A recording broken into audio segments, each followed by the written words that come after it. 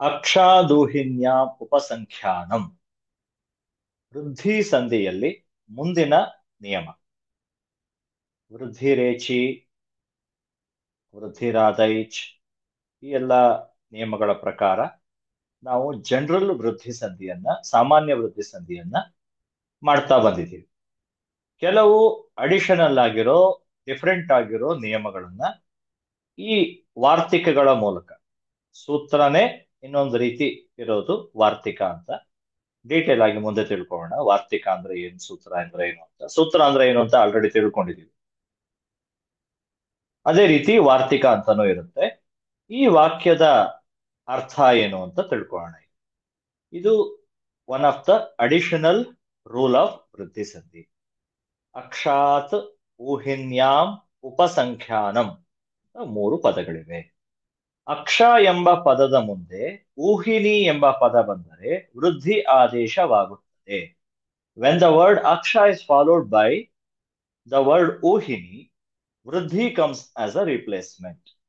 ಇಲ್ಲಿ ಅಕ್ಷ ಅನ್ನುವಂಥ ಒಂದು ಪರ್ಟಿಕ್ಯುಲರ್ ಶಬ್ದ, ಅಕ್ಷ ಅನ್ನುವ ಒಂದು ಪರ್ಟಿಕ್ಯುಲರ್ ಶಬ್ದ ಇದ್ದಾಗ ಅದರ ಮುಂದೆ ಊಹಿನಿ ಅನ್ನುವಂತಹ ಶಬ್ದ ಬಂದರೆ ಆಗ ವೃದ್ಧಿ ಆಗುತ್ತದೆ. ಅಕ್ಷ ಅನ್ನೋ ಪದದಲ್ಲಿ ಕೊನೆಗೆ ಇರುವ ಅಕ್ಷರ ಆನೆ, ಆದರೆ ಮುಂದೆ ಊಹಿನಿ ಅನ್ನೋ ಪದದಲ್ಲಿ ಇರೋದು ಉ. According to this, generally we have to do gunasandhi. When a is followed by u, we do gunasandhi. Guna are a, o and a. Three letters are called gunas. ಅದು ಬಂದ್ಬಿಡುತ್ತೆ, ಗುಣ ಬರಬೇಕು ಜನರಲ್ ಆಗಿ. ಆದರೆ ಇಲ್ಲಿ ಆ ಮುಂದೆ ಊ ಇದ್ರೂ ಕೂಡ ಅಕ್ಷ ಎನ್ನುವ ಪದದ ಮುಂದೆ ಊಹಿನಿ ಎನ್ನುವ ಪದ ಇರೋದ್ರಿಂದ, according to this rule, we will write ವೃದ್ಧಿ ಓನ್ಲಿ. We will make ವೃದ್ಧಿ only. We will write the ವೃದ್ಧಿ ಲೆಟರ್ ಓನ್ಲಿ. ವೃದ್ಧಿ ಅಂದ್ರೆ ಆ, ಐ, ಔ, ಇವುಗಳಲ್ಲಿ ಯಾವುದು ಉಚ್ಚಾರಣಾ ಸ್ಥಾನ ಪ್ರಕಾರ ಸಿಮಿಲರ್ ಆಗಿರುತ್ತೋ ಅದೇ ಬರುತ್ತೆ ಅಂತ ಅರ್ಥ. ಅಕ್ಷ ಊಹಿನಿ ಅನ್ನೋದು ಅಕ್ಷೌಹಿಣಿ ಅಂತ ಆಗುತ್ತೆ. ಇಲ್ಲಿ ಅಕ್ಷ ಅನ್ನೋಲ್ಲಿ ಆ ಇದೆ, ಮುಂದೆ ಊ ಇದೆ. ಆ ಮುಂದೆ ಊ ಬಂದ್ರೆ ಗುಣ ಆಗ್ಬೇಕು, ಆದ್ರೆ ಗುಣ ಆಗದೆ ಔ ಅನ್ನುವ ವೃದ್ಧಿ letter has come in the place of ಅ ಅಂಡ್ ಊ. ಅ ಅಂಡ್ ಊ both the letters are replaced by the letter ಔ. ಯಾಕೆ ಔ ಬಂತು ಅಂತ ಹೇಳಿದ್ರೆ ಉಚ್ಚಾರಣ ಸ್ಥಾನ ನೋಡ್ಬೇಕು. ಸೊ ಉಚ್ಚಾರಣ ಸ್ಥಾನದ ಪ್ರಕಾರ ಅಲ್ಲಿ ಔ ಬಂದಿದೆ. ಸೊ ಹೀಗೆ ವೃದ್ಧಿ ಇಲ್ಲಿ ಬಂತು ಅನ್ನೋದು ಮುಖ್ಯವಾಗಿ ಅರ್ಥ ಮಾಡ್ಕೊಳ್ಬೇಕಾಗಿರುವ ವಿಚಾರ. ಈಗ ಅಕ್ಷ ಊಹಿಣಿ, ಅಕ್ಷೌಹಿಣಿ ಅಂದ್ರೆ ಏನು ಅಂತ ತಿಳ್ಕೊಳ್ಳೋಣ. ಇದು ಸಂಧಿಗೆ ಸಂಬಂಧಪಟ್ಟ ವಿಷಯ ಅಲ್ಲದೆ ಇದ್ರೂ ಕೂಡ ಜನರಲ್ ಆಗಿರೋ information. One more thing here, ಊಹಿಣಿ ಅನ್ನೋಲ್ಲಿರೋ ನ ಊಹಿಣಿ ಅಂತ ಣ ಆಗಿದೆ, ಔಹಿಣಿ ಅಂತ ಣ ಆಗಿದೆ. ನ ಹೇಗಾಯ್ತು ಅಂದ್ರೆ ಅದು ಇನ್ನೊಂದು ಸಂಧಿಯ ನಿಯಮ. ಮುಂದೆ ನಾವು ಅದನ್ನ ಡೀಟೇಲ್ ಆಗಿ ತಿಳ್ಕೊಳ್ತೀವಿ. ಸುಮಾರು ಕಡೆ ಈ ರೀತಿ ಆಗತ್ತೆ. ಈಗ ನಾನು ಅರ್ಧಂಬರ್ಧ ಹೇಳಲ್ಲ, ಪೂರ್ತಿ ಡೀಟೇಲ್ ಆಗಿ ಮುಂದೆ ಕೆಲವು ಸಂಧಿಗಳನ್ನ ಓದ್ಬೇಕಾದ್ರೆ ಅಲ್ಲಿ ನ ಹೇಗಾಗತ್ತೆ ಅನ್ನೋದನ್ನು ತಿಳ್ಕೊಂಡು. ಈಗ ಸದ್ಯಕ್ಕೆ ಆ ಮುಂದೆ ಊ ಬಂದರೂ ಕೂಡ ಇಲ್ಲಿ ಆ ಅಕ್ಷ ಊಹಿನಿ ಅನ್ನೋ ಪದ ಇರೋದ್ರಿಂದ, according to the previous rule we have mentioned, explain just now, ವೃದ್ಧಿ ಸಂಧಿ ಆಗಿದೆ ಅಂತ ಅರ್ಥ ಮಾಡ್ಕೊಂಡ್ರೆ ಸಾಕು. ಈಗ ಜನರಲ್ ಇನ್ಫಾರ್ಮೇಶನ್, ಮಹಾಭಾರತದಲ್ಲಿ ಇದರ ರೆಫರೆನ್ಸ್ ಇದೆ. ಅದರ ಪ್ರಕಾರ ಒಂದು ಅಕ್ಷೌಹಿಣಿ ಅಂದ್ರೆ ಇದು ಆರ್ಮ್ ಫೋರ್ಸ್ಗೆ ರಿಲೇಟೆಡ್. ಅಕ್ಷೌಹಿಣಿ ಅನ್ನೋದು ಒನ್ ಅಕ್ಷೌಹಿಣಿ ಅಂದ್ರೆ ಒನ್ ಆರ್ಮ್ ಫೋರ್ಸ್, ಅದರಲ್ಲಿ ಒಂದು ಯೂನಿಟ್, ಅದರ ಒಂದು ರೆಫರೆನ್ಸ್. ಅಂದ್ರೆ ಒಂದು ಅಕ್ಷೌಹಿಣಿನಲ್ಲಿ 21,840 ರಥಗಳು ಇರುತ್ತವೆ, ಚಾರಿಯಟ್ಸ್, 21,840 ಚಾರಿಯಟ್ಸ್. 21,870 ಆನೆಗಳು ಇರುತ್ತವೆ, 21,870 ಎಲಿಫೆಂಟ್ಸ್. ಆಮೇಲೆ 65,610 ಕುದುರೆಗಳು, 65,610 ಹಾರ್ಸಸ್. ಜೊತೆಗೆ 1,09,350, 1,09,350 ಕಾಲಾಳುಗಳು ಅಂದ್ರೆ ಸೋಲ್ಜರ್ಸ್. ನೆಲದ ಮೇಲೆ ಕತ್ತಿ ಗುರಾಣಿ ಎಲ್ಲ ಹಿಡಿದು ಯುದ್ಧ ಮಾಡೋರು, ರಥಗಳಲ್ಲಿ ಕೂತು ಯುದ್ಧ ಮಾಡೋರು, ಆನೆಗಳ ಮೇಲೆ ಕುಳಿತು ಯುದ್ಧ ಮಾಡೋರು, ಕುದುರೆಗಳ ಮೇಲೆ ಕುಳಿತು ಯುದ್ಧ ಮಾಡೋರು, ನೆಲದಲ್ಲಿ ಓಡಾಡಿ ಯುದ್ಧ ಮಾಡೋರು, ಹೀಗೆ ಎಲ್ಲ ಇರ್ತಾರೆ. ಒಂದು ಅಕ್ಷೌಹಿಣಿ ಅಂದ್ರೆ ಇಷ್ಟಿರುತ್ತೆ. ಅಂದ್ರೆ 21,840 ರಥಗಳು ಅಂದ್ರೆ ಬರೀ ರಥ ಓಡಾಡಲ್ಲ, ಅದರಲ್ಲೂ ಮನುಷ್ಯರು ಇರ್ತಾರೆ. ಒಬ್ಬ ಸಾರಥಿ, ಒಬ್ಬ ರಥಿ, ಮಿನಿಮಮ್ ಇಬ್ಬರು ಇರ್ಲೇಬೇಕು. ಅಂದ್ರೆ ಆಲ್ಮೋಸ್ಟ್ 43,000 ಜನ ಅಲ್ಲಿದ್ದಾರೆ. ಹ್ಯೂಮನ್ ಮ್ಯಾನ್ ಪವರ್ ತಗೊಂಡ್ರೆ ನಾವು ಹ್ಯೂಮನ್ಸ್ 21,870 ಅಂದ್ರೆ ಅಲ್ಲಿ ಮಾವುತ ಮತ್ತೆ ಯುದ್ಧ ಮಾಡೋನು ಅವರು ಸೇರಿ ಮತ್ತೆ ಅದು ಆಲ್ಮೋಸ್ಟ್ ಒಂದು 43,000 ಜನ ಅಲ್ಲಿ ಜನನು ಇರ್ತಾರೆ ಆನೆಗಳ ಜೊತೆಗೆ. 65,610 ಅಂದ್ರೆ ಅಲ್ಲಿ ಮತ್ತೆ ಒಬ್ಬೊಬ್ಬ ಕುದುರೆ ಮೇಲೆ ಒಬ್ಬ ಕೂತ್ಕೊಂಡ್ರು ಕೂಡ 65,000 ಜನ, 65,500 ಜನ ಅಲ್ಲಿ ಮನುಷ್ಯರಿದ್ದಾರೆ. ಅಂದ್ರೆ ಇಲ್ಲಿ 65,000, ಅಲ್ಲಿ 43 ಎಲ್ಲ ನೋಡಿದ್ರೆ ಆಲ್ಮೋಸ್ಟ್ 2 ಲಕ್ಷ ಅಲ್ಲೇ ಇದ್ದಾರೆ, ಇಲ್ಲಿ 1.5 ಲಕ್ಷ ಅಲ್ಲೇ ಇದ್ದಾರೆ, ಇಲ್ಲಿ 1 ಲಕ್ಷ ಇದ್ದಾರೆ. ಕಡಿಮೆ ಅಂದ್ರೂ ಒಂದು 2-2.5 ಲಕ್ಷ ಜನ ಒಂದು ಅಕ್ಷೌಹಿಣಿನಲ್ಲಿ ಇರ್ತಾರೆ. 2 ಲಕ್ಷ ಅಂತಾನೆ ಇಟ್ಕೋಣ, 2.5 ಆಗ್ತಾರೆ, ಬಟ್ 2 ಲಕ್ಷ ಅಂತಾನೆ ಇಟ್ಕೊಂಡ್ರು ಕೂಡ ಒಟ್ಟು ಮಹಾಭಾರತ ಯುದ್ಧದಲ್ಲಿ ಭಾಗವಹಿಸಿದ್ದ ಅಕ್ಷೌಹಿಣಿಗಳು 18. 7 ಅಕ್ಷೌಹಿಣಿ ಪಾಂಡವರದ್ದು, 11 ಅಕ್ಷೌಹಿಣಿ ಕೌರವರದ್ದು, ನಮ್ಗೆಲ್ಲ ಗೊತ್ತಿರೋ ಹಾಗೆ. 7, 11 ಒಟ್ಟು 18 ಅಕ್ಷೌಹಿಣಿ ಸೈನ್ಯ. ಆ 18 ಅಕ್ಷೌಹಿಣಿ ಸೈನ್ಯ ಸೇರಿ ಮಾಡಿದ್ದೇನು ಅಂದ್ರೆ ಯುದ್ಧ ಮಾಡಿ ಆಗಿದ್ದೇನು ಅಂದ್ರೆ ಸಾವು. ಎಲ್ಲರೂ ಕೂಡ ಸತ್ತೋದ್ರು.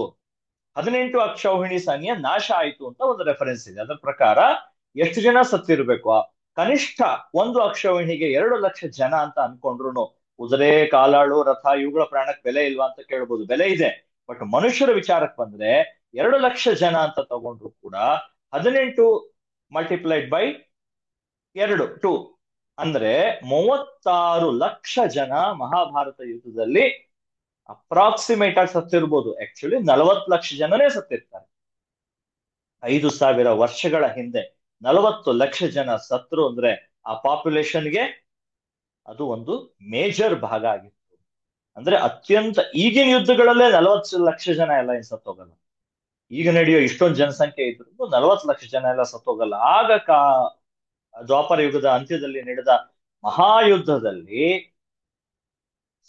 40 ಲಕ್ಷ ಜನ ಸತ್ತು ಹೋಗಿದ್ದಾರೆ ಅಂತಂದ್ರೆ ಇದು ರೆಕಾರ್ಡ್ ಅಲ್ಲಿ ಸಿಗೋದು.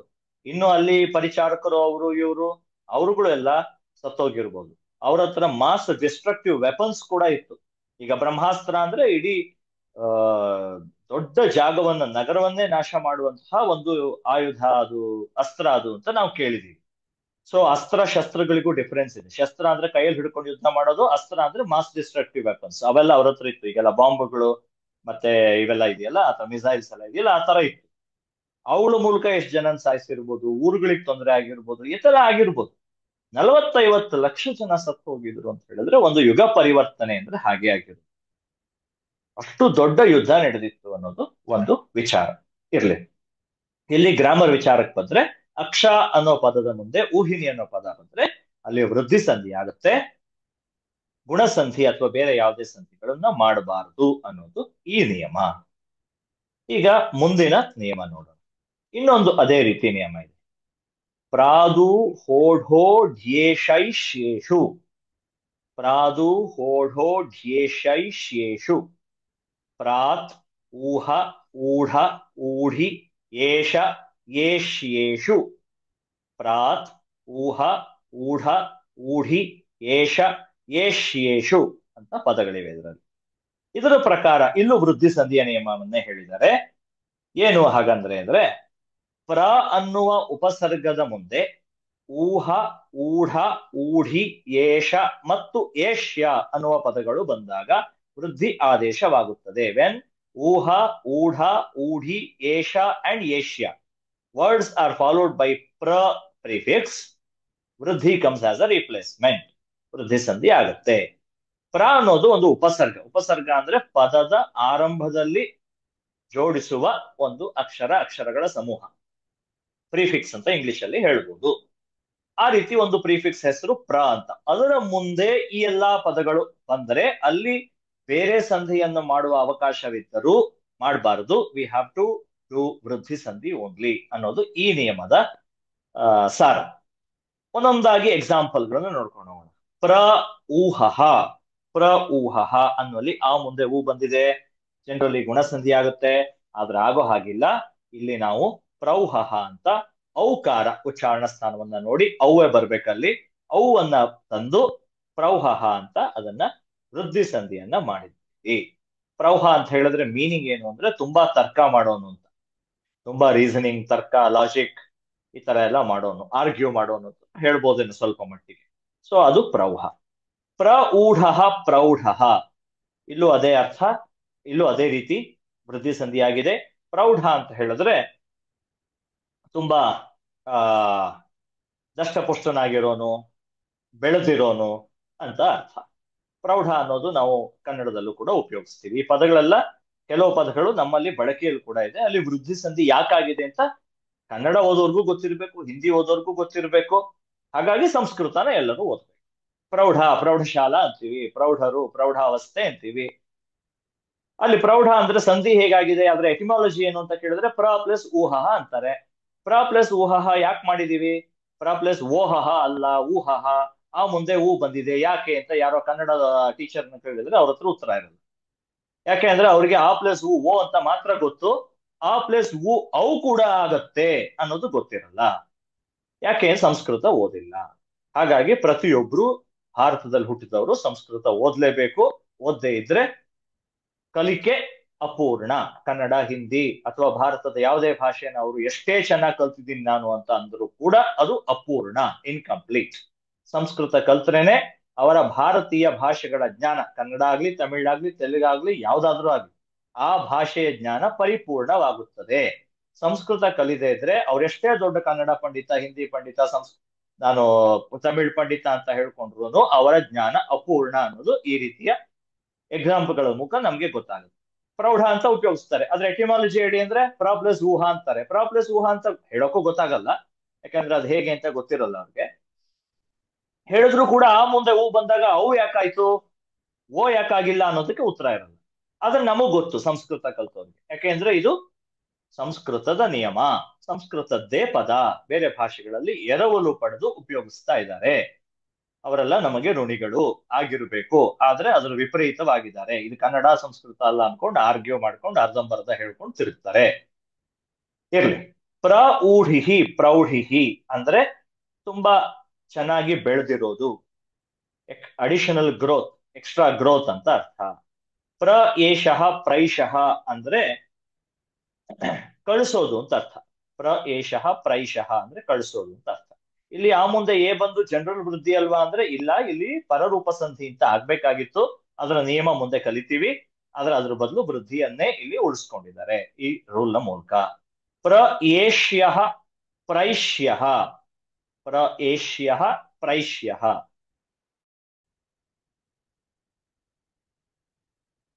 ಪ್ರೈಷ್ಯಃ ಅಂದ್ರೆ ಕಳಿಸಲ್ಪಡುವವನು ಅಂತ.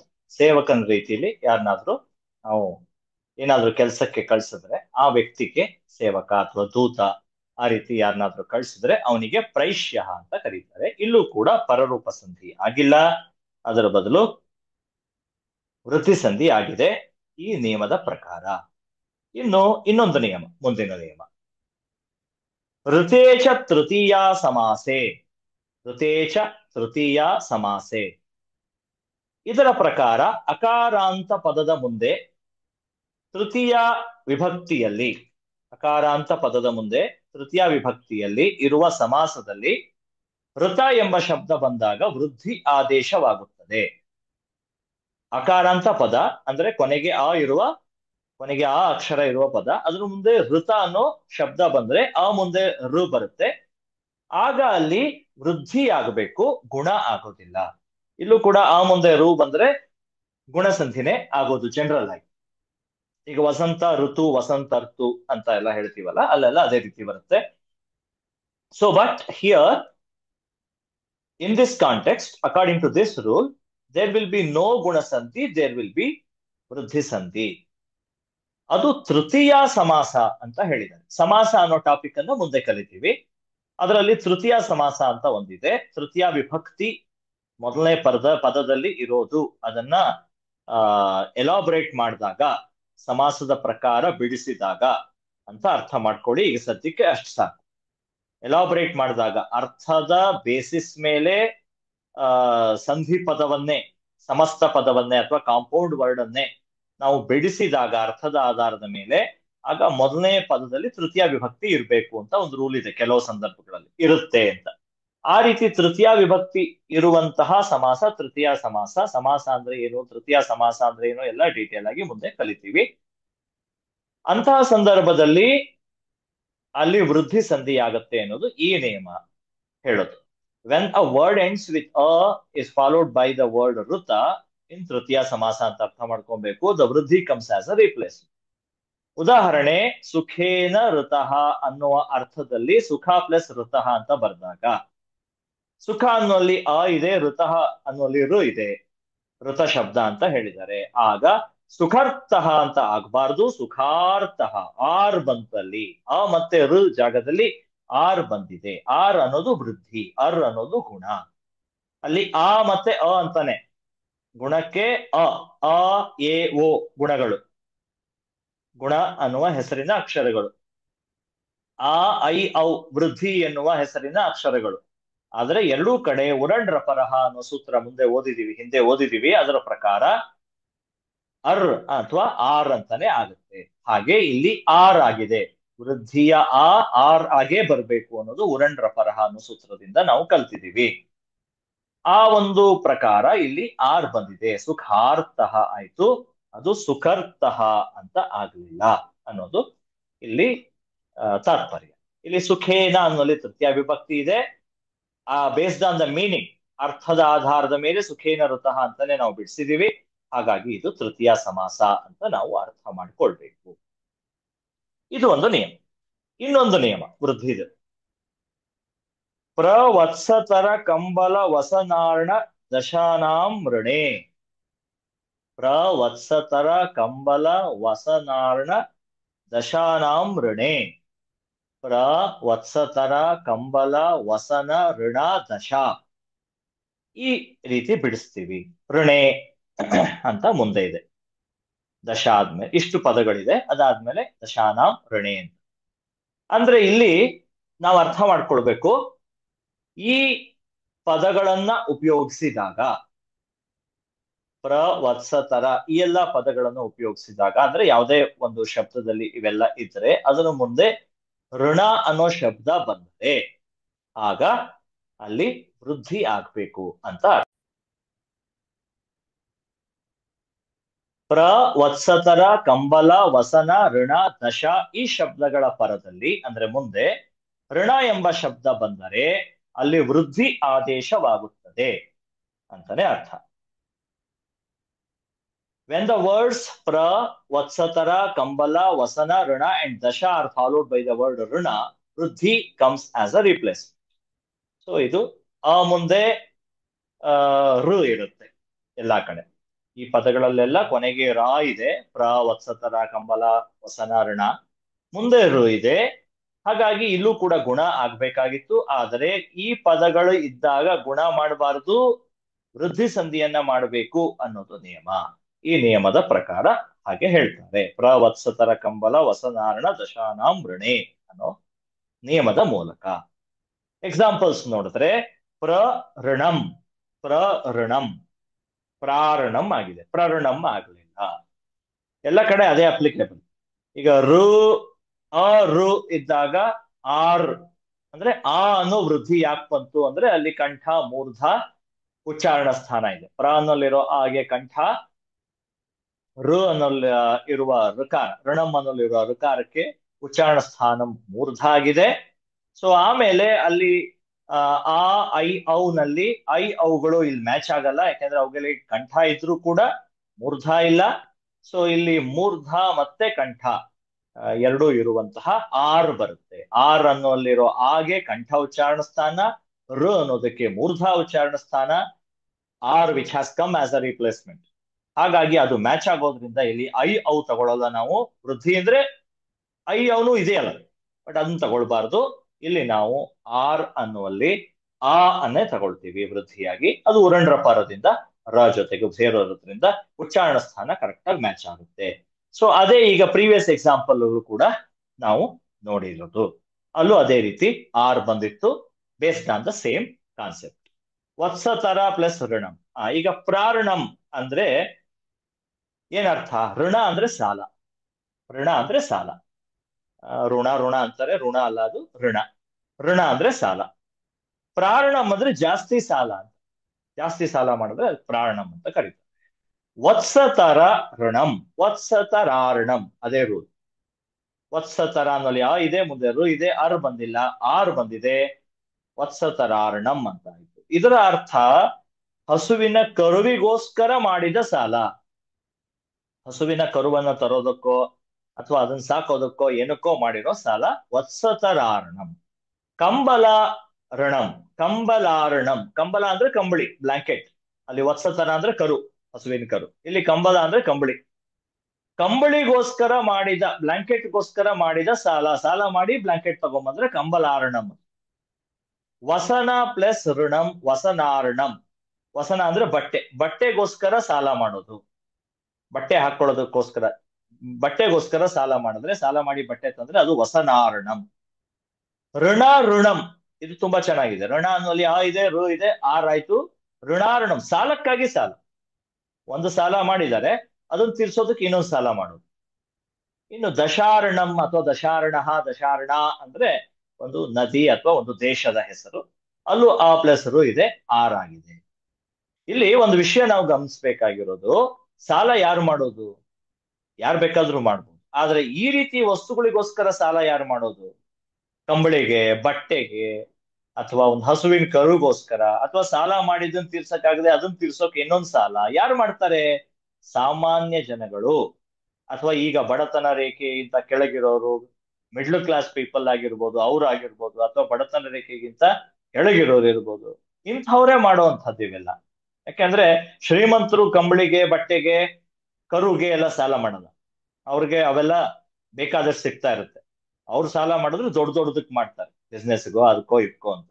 ಆದ್ರೆ ಚಿಕ್ಕ ಚಿಕ್ಕ ವಸ್ತುಗಳಿಗೆ ಸಾಲ ಮಾಡೋದು ಸಾಮಾನ್ಯವಾಗಿ, ಜನರಲಿ ಕಾಮನ್ ಪೀಪಲ್. ನಾನು ಯಾಕೆ ಹೇಳ್ತಾ ಇದ್ದೀನಿ ಅಂದ್ರೆ, ಬಡವರು ಶ್ರೀಮಂತರು ಅಂತ ಎಕ್ಸ್ಪ್ಲೇನ್ ಮಾಡೋದು ಉದ್ದೇಶ ಅಲ್ಲ. ಸಾಮಾನ್ಯ ಜನರ ಭಾಷೆಯಾಗಿತ್ತು ಸಂಸ್ಕೃತ ಅನ್ನೋದಕ್ಕೆ ಈ ಪದಗಳೇ ಉದಾಹರಣೆ. ಹಿಂದಿನ ಪ್ರಾಚೀನ ಗ್ರಂಥಗಳಲ್ಲಿ ಎಕ್ಸ್ಪ್ಲೇನ್ ಆಗಿರೋದು ಇವೆಲ್ಲ. ದೊಡ್ಡ ದೊಡ್ಡ ಗ್ರಂಥಗಳಲ್ಲಿ ಬಂದಿರೋ ಪದ ಇದು. ಹೊಸ ಪದ ನಾನು ತಗೊಂಡಿಲ್ಲ. ಲಘು ಸಿದ್ಧಾಂತ ಕೌಮುದಿ, ಸಿದ್ಧಾಂತ ಕೌಮುದಿ ಇತ್ಯಾದಿ ಹಳೆ ಕಾಲದ, ತುಂಬಾ ವರ್ಷಗಳ ಹಿಂದೆ ಬರೆದ ಪುಸ್ತಕಗಳ ಉದಾಹರಣೆಗಳಿವೆಲ್ಲ. ಅಂದ್ರೆ ಆಗಿನ ಕಾಲದಲ್ಲಿ ಈ ರೀತಿಯಾದ ಪದಗಳನ್ನ ಬಳಸ್ತಿದ್ರು. ಅಂದ್ರೆ common people also were using Sanskrit. Also ಅಲ್ಲ, everyone was using Sanskrit as a communicative language.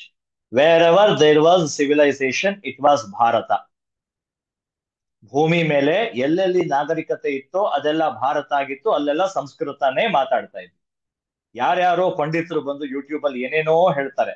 ಸಂಸ್ಕೃತಕ್ಕೆ ಅಷ್ಟು ವರ್ಷ ಆಯ್ತು, ಸಂಸ್ಕೃತಕ್ಕೆ ಇಷ್ಟು ವರ್ಷ ಆಯ್ತು, ಬಾಯಿ ಬಂದಿದ್ದೆಲ್ಲ ಹೇಳ್ತಾರೆ. ಅವ್ರ ಅಜ್ಜಂಗ್ ಮುತ್ತಜ್ಜಂಗ್ ಎಷ್ಟು ವರ್ಷ ಆಗಿತ್ತು, ಎಷ್ಟು ವರ್ಷ ಬದುಕಿದ್ರು ಕೇಳಿದ್ರೆ ಅವ್ರಿಗೆ ಗೊತ್ತಿಲ್ಲ. ಸಂಸ್ಕೃತಕ್ಕೆ ಎಷ್ಟು ವರ್ಷ ಆಯ್ತು ಅಂತ ಎಕ್ಸ್ಪ್ಲೈನ್ ಮಾಡ್ತಾ ಇರ್ಬೇಕಂದ್ರೆ, ನಿಮ್ ಮುತ್ತಾತ ಎಷ್ಟು ವರ್ಷ ಬದುಕಿದ್ರು ಅಂದ್ರೆ ಗೊತ್ತಿರಲ್ಲ. ಅವ್ರ ಅಜ್ಜ ಎಷ್ಟು ವರ್ಷ ಬದುಕಿದ್ರು ಅಂದ್ರೆ ಗೊತ್ತಿಲ್ಲ, 4 ತಲೆಮಾರು ಹಿಂದಿಂದು. ಸಂಸ್ಕೃತಕ್ಕೆ ಇವ್ರು ಥಿಯರಿ ಇಷ್ಟಿಷ್ಟುದ್ದ ಹೇಳ್ತಾರೆ. ಸಂಸ್ಕೃತ ಅಷ್ಟು ವರ್ಷ ಆಯ್ತು, ಇಷ್ಟು ವರ್ಷ ಆಯ್ತು, ಅದಕ್ಕೆ ಯಾವ್ದೋ, ಅದಕ್ಕೆ ಸ್ವಂತ ಲಿಪಿ ಇರ್ಲಿಲ್ಲ, ಅದಿರ್ಲಿಲ್ಲ, ಇದಿರ್ಲಿಲ್ಲ ಅಂತ ಹೇಳ್ಕೊಂಡು ತಿರುಗ್ತಾರೆ. ಅದನ್ನೆಲ್ಲ ಬಾಯಿ ಕಳ್ಕೊಂಡು ಬೇರೆಯವ್ರು ನೋಡ್ತಾರೆ. ಯಾವ ರಿಸರ್ಚು ಇಲ್ಲ, ಏನು ಇಲ್ಲ, ಆಧಾರನೂ ಇಲ್ಲ, ಏನು ಇಲ್ಲ. ಸುಮ್ನೆ ಒಳ್ಳೊಳ್ಳೆ ಸಾಫ್ಟ್ವೇರ್ ಯೂಸ್ ಮಾಡಿ ಚೆನ್ನಾಗಿ ಅಟ್ರಾಕ್ಟಿವ್ ಆಗಿ ಕಾಣೋ ಹಾಗೆ ಮಾಡಿ ಸುಳ್ಳನ್ನ ಹೇಳಿ ಜನರನ್ನ ದಾರಿ ತಪ್ಪಿಸೋದು ಕೆಲವ್ರದ್ದು ಕೆಲಸ. ಇಲ್ಲೇ ನಮಗೆ ಇದೇ ಪುರಾವೆ. ಸಾವಿರಾರು ವರ್ಷನೋ ನೂರಾರು ವರ್ಷಗಳು ಹಿಂದೆ ಕಾಮನ್ ಪೀಪಲ್ ಯಾವಾಗ್ಲಾದ್ರೂ ಆಗಿರ್ಲಿ, ಟೈಮ್ ಬೇಡ ನಮ್ಗೆ. ನಮಗಿಲ್ಲಿ ಬೇಕಾಗಿರೋ ಪಾಯಿಂಟ್ ಏನಂದ್ರೆ, ಸಾಮಾನ್ಯ ಜನಗಳು, ರೈತರು ಅಥವಾ ಲೇಬರ್ ಕ್ಲಾಸ್ ಅಂತೀವಲ್ಲ ಅವರು, ಸಾಮಾನ್ಯ ಜನಗಳು, ಬೇರೆ ಬೇರೆ ಉದ್ಯೋಗಗಳನ್ನ ಮಾಡ್ಕೊಂಡಿದ್ದವರು, ಬಿಸ್ನೆಸ್ ಮೆನ್, ಇವರೆಲ್ಲ ಸಂಸ್ಕೃತವನ್ನ ಉಪಯೋಗಿಸ್ತಿದ್ರು ಅನ್ನೋದಕ್ಕೆ ಈ ಉದಾಹರಣೆಗಳೇ. ಮೊನ್ನೆ ಪೃಷ್ಠೌಹ ನೋಡಿದ್ವಿ, ಅದೇ ರೀತಿ ವತ್ಸತರಾರ್ಣಂ, ಪ್ರಾರ್ಣಂ, ಕಂಬಲಾರ್ಣಂ, ಬಟ್ಟೆಗಾಗ್ ಸಾಲ, ಸಾಲಕ್ಕಾಗ್ ಸಾಲ. ಸೊ ಈ ರೀತಿ ಪದಗಳ ಬಳಕೆಯನ್ನ ಮಾಡ್ತಾ ಇದ್ರಿಂದ ಸಂಸ್ಕೃತ ಭಾಷೆ ಎಲ್ಲರ ಭಾಷೆಯಾಗಿತ್ತು. ಅದನ್ನ ಮತ್ತೆ ನಾವು ವಾಪಸ್ ಎಲ್ಲರ ಭಾಷೆಯನ್ನು ಮಾಡಬೇಕಾದ್ರೆ ಏನು ಹೋರಾಟ ಮಾಡೋದು ಬೇಡ, ಕ್ಯಾಂಪೇನ್ ಮಾಡೋದು ಬೇಡ, ಅಲ್ಲೆಲ್ಲೋ ಹೋಗಿ ಕೂತ್ಕೊಂಡು ಪ್ರೊಟೆಸ್ಟ್ ಮಾಡೋದು ಬೇಡ, ರಾಜಕಾರಣಿಗಳ ಹತ್ರ ಹೇಳಿಸೋದು ಬೇಡ, ಏನು ಮಾಡೋದು ಬೇಡ, ಗೌರ್ಮೆಂಟಿಗೆ ಪ್ರೆಷರ್ ತರೋದು ಬೇಡ. ಸಂಸ್ಕೃತ ಬಹಳ ಇಂಪಾರ್ಟೆಂಟ್ ಅಂತ ಭಾಷಣ ಬಿಗಿಯೋದು ಬೇಡ. ಸಿಂಪಲ್ ಆಗಿರೋದೇನು ಅಂದ್ರೆ ಎಲ್ಲರೂ ಸಂಸ್ಕೃತನ ಕಲಿಬೇಕು. ಕಲ್ತ್ರೆ ಸಾಕು. ನಮ್ಮ ಹಳೆಯ ನಮ್ಮ ಬೇರು, ಹಳೆ ಭಾಷೆ ಅಂತ ಯಾಕೆ ಕರೆಯೋಣ, ನಮ್ಮ ಬೇರು ನಮ್ಮ ಆತ್ಮ ನಮ್ಗೆ ಉಳ್ಕೊಳ್ಳುತ್ತೆ. ಯಾಕೆಂದ್ರೆ ಸಂಸ್ಕೃತ ಬಿಟ್ಟು ಇನ್ಯಾವ ಭಾಷೆನೂ ಮಾತಾಡಕ್ ಸಾಧ್ಯ ಇಲ್ಲ. ಸಂಸ್ಕೃತ ಇಲ್ಲದೆ ಇನ್ಯಾವ ಭಾಷೆನೂ ಮಾತಾಡಕ್ ಸಾಧ್ಯ ಇಲ್ಲ, ಭಾರತೀಯ ಭಾಷೆಗಳನ್ನು. ಅದ್ರಲ್ಲಿ ಏನು ಉಳ್ಕೊಳ್ಳೋದೇ ಇಲ್ಲ. ಮತ್ತೆ ಉಪಯೋಗಿಸಕ್ಕೆ ಆಗಲ್ಲ ಸಂಸ್ಕೃತ ಪದಗಳನ್ನು ಉಪಯೋಗಿಸದೇ ಇದ್ರೆ. ಹಾಗಾಗಿ ಅದೇ ಕುರುಹು, ಅದೇ ಒಂದು ನಮಗೆ ಉದಾಹರಣೆ. ಸಂಸ್ಕೃತವನ್ನ ಎಲ್ಲರೂ ಕಲಿಬೇಕು ಅಂತ ನಮ್ಮ ಆಶಯ. ಸೊ ಇಷ್ಟು ವೃದ್ಧಿ ಸಂಧಿಯ ವಿಶೇಷ ನಿಯಮಗಳು. ಆಮೇಲೆ ಮುಂದೆ ಬೇರೆ ಬೇರೆ ವ್ಯಾಕರಣದ ವಿಶೇಷಗಳನ್ನ ನಾವು ಕಲಿತಾ ಹೋಗ್ತೀವಿ.